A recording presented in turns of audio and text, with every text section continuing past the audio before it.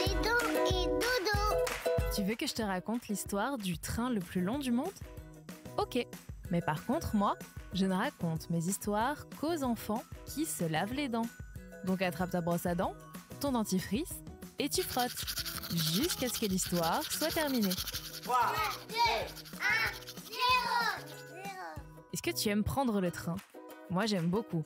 Quand on arrive à la gare, ça sent les vacances. Et puis, depuis les fenêtres, on peut voir de super beaux paysages. Et parfois, quand on a de la chance, de beaux couchers de soleil sur la campagne. C'est quand même mieux que de prendre l'avion, tu trouves pas? Dans un avion, on est mal assis, la pression fait mal aux oreilles, et en plus, ça pollue la planète. Pour cette raison, et aussi pour les 175 ans de son réseau ferroviaire, la Suisse a voulu battre le record du plus long train du monde. Et la Suisse, c'est beaucoup de montagnes.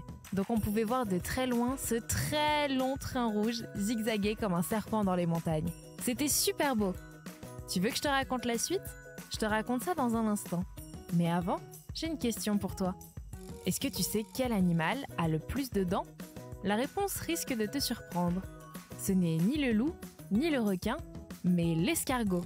Il en a en général 14 000. Et en plus, elles sont sur sa langue. Trop bizarre.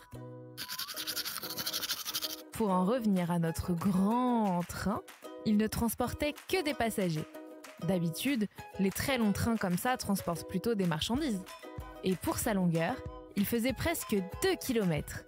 Pour que tu te rendes bien compte de ce que ça fait, j'ai fait un petit calcul. Pour un enfant, il faudrait plus d'1 heure pour marcher d'un bout à l'autre du train. Et sans s'arrêter en plus. Il vaut mieux se contenter de grimper dedans, tu ne trouves pas? Le gigatrain a traversé presque 22 tunnels et 48 ponts, parcourant 25 km en moins de 45 minutes. C'est vraiment très rapide pour un si grand train. Son passage a fait venir du monde sur place. Les gens venaient en avance à côté des rails pour faire coucou au train et aux personnes qui étaient dedans. C'était un beau moment de partage et un vrai succès pour la compagnie ferroviaire suisse. Peut-être qu'un jour, des maquettes miniatures de ce train seront fabriquées. Et ça va rendre heureux les amateurs de trains miniatures. Mais même en maquette, le train risque d'être très long aussi. Bon, montre-moi un peu tes dents. Fais A, fais I. C'est pas mal tout ça. Bien blanche comme il faut. Tant pis pour vous les caries. Allez maintenant, au lit. Je vais pas aller me coucher. Retrouvez les épisodes des Dents et Dodo sur le site et l'application BFM TV et sur toutes les plateformes de streaming. Si cet épisode vous a plu, n'hésitez pas à lui donner une note, à vous abonner à la playlist et surtout à en parler autour de vous. C'est un podcast BFM TV.